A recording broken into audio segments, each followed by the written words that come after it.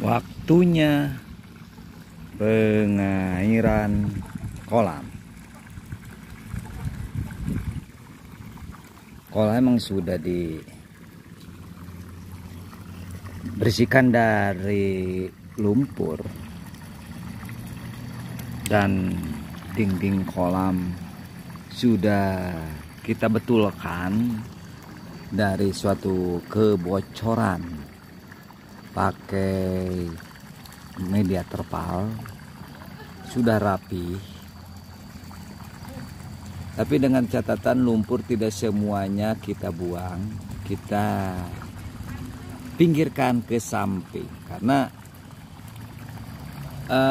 lumpur ini untuk saat ini diperlukan untuk meninggikan tanah ke sebelah kiri ya, ke sebelah kiri dari video ini ya. Itu sengaja agak ditinggikan. Ini kolam perlu adanya selokan ya, selokan kecil biar si ikan ini akan berkumpul di tengah-tengah gitu. Kalau kita mengadakan suatu pemanenan, kita juga sebagai petani mudah ya untuk pemanenan ikan gitu.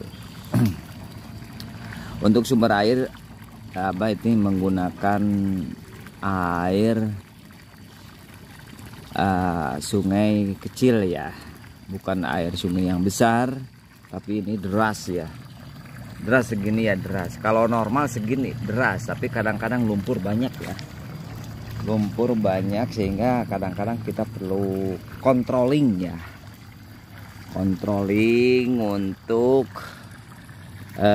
air masuknya gitu ya.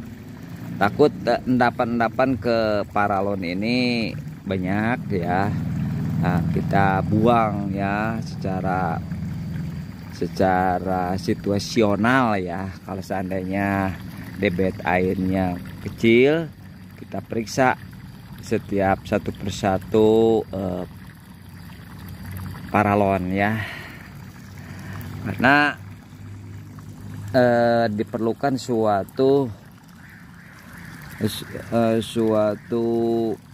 kelurusan ya untuk paralon ini. Terkadang ada yang tidak lurus sehingga si lumpur tersebut mengendap di selang yang atau paralon yang menurun ya. Kalau udah menurun ini si paralon tersebut akan diendapin sama lumpur-lumpur begitu ya. Karena itu controlling perlu ya untuk lancarnya air masuk. Ini sudah aman ya untuk kolam ini untuk dimasukkan air ya.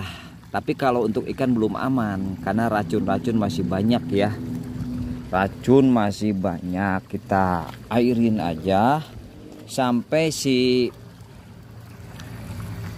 airnya ini nggak berwarna coklat sekali ya, seperti ini. Nanti akan terlihat agak ke hijau-hijauan atau sedikit bening ya. Itu menandakan bahwa air kolam tersebut siap untuk ditanamin ikan ya. Jadi ada suatu tahap demi tahap kalau pingin menekan suatu kematian benih ikan gitu ya. Ya seperti ini alur intalase airnya ini ya, itu kita ngambil dari ketinggian ya, dari ketinggian tanah. Jadi secara gravitasi itu akan lancar ya.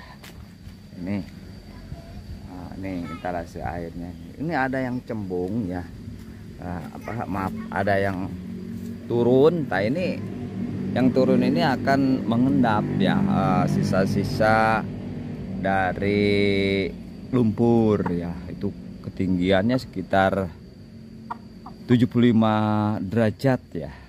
Ini udah dianggap lancar ya untuk apa pengairan air ya, karena secara gravitasi akan cepat turun gitu ya. Nah, ini untuk instalasi saluran airnya ya pakai paralon ya, pakai paralon ya, tergantung ukuran ya yang kita inginkan ya. Ada yang 1 in, ada yang 2 in ya, ada yang 5 in ya.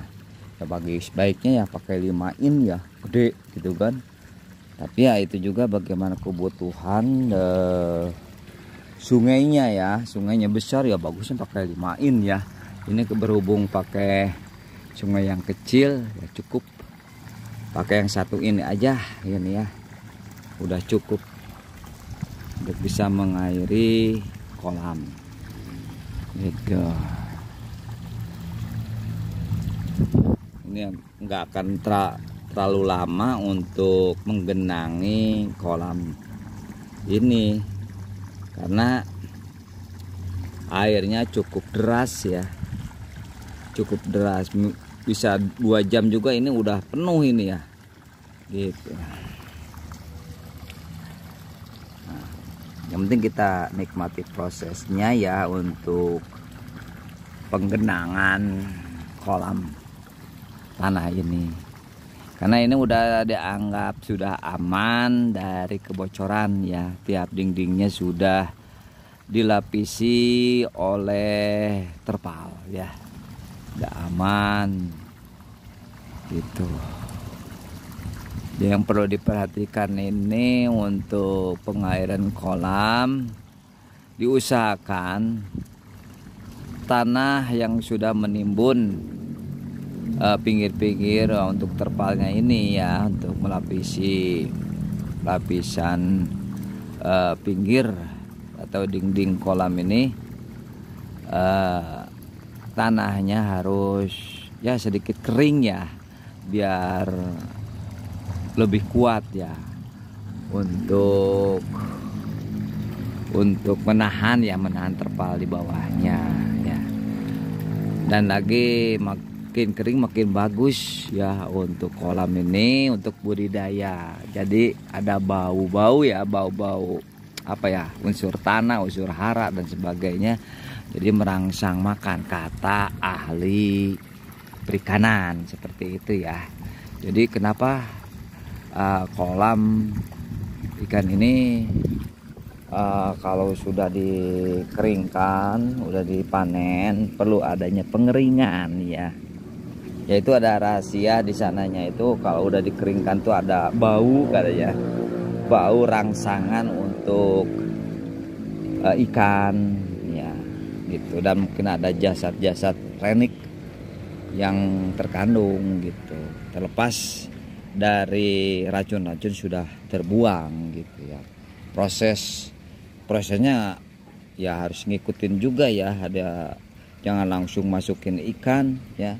Jadi biarkan aja berproses airnya ini biar kelihatan kehijau-hijauan ya, jangan langsung dimasukkan ya. Ya tunggu aja sekitar 4 hari ya dari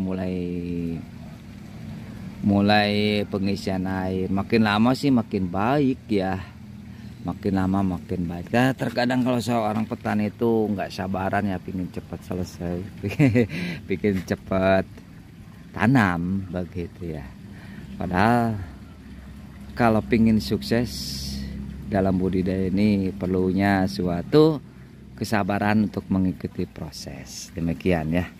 Mudah-mudahan video ini berguna, bermanfaat bagi pembudidaya atau praktisi perikanan Indonesia. Yang baru merapat, jangan lupa like and subscribe ya, agar konten YouTube atau channel YouTube Abah berkembang dan selalu memberikan informasi-informasi tentang perikanan Indonesia. Salam perikanan Indonesia, tetap semangat, tetap tabah, tetap ulet dalam menjalani aktivitas pengembangan budidaya. Juga yang belum berhasil tetap sabar dan tawakal ya, karena dalam budidaya perikanan ini banyak sekali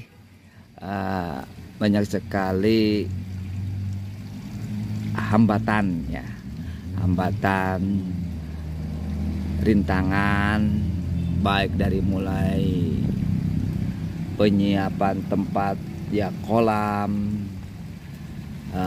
ini harus bagaimana diolahnya gitu ya. Ini baiknya dikasih pupuk ya, dikasih kapur dulu ya, biar bakteri-bakteri tidak menguntungkan mati gitu. Itu kata ahli perikanan gitu ya.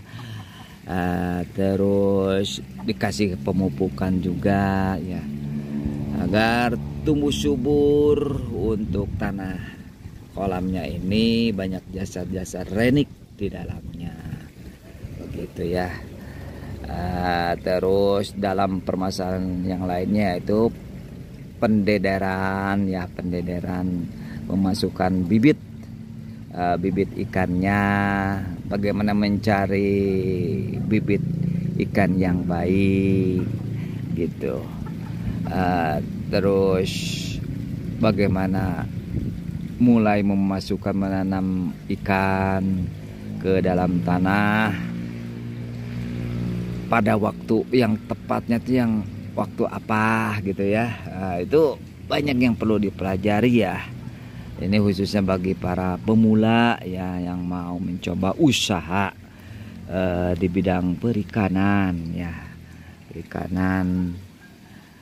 karena segala usaha juga pasti akan ada suatu target untung dan rugi ya, dan tentu untung dan ruginya ini akan diperhitungkan.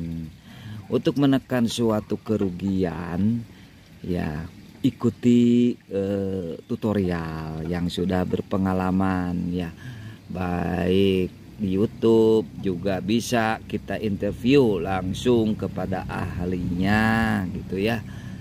Kalau bagi yang sudah berpengalaman itu tidak masalah, tapi bagi pemula banyak sekali kasus-kasus kematian ya, kematian ikan.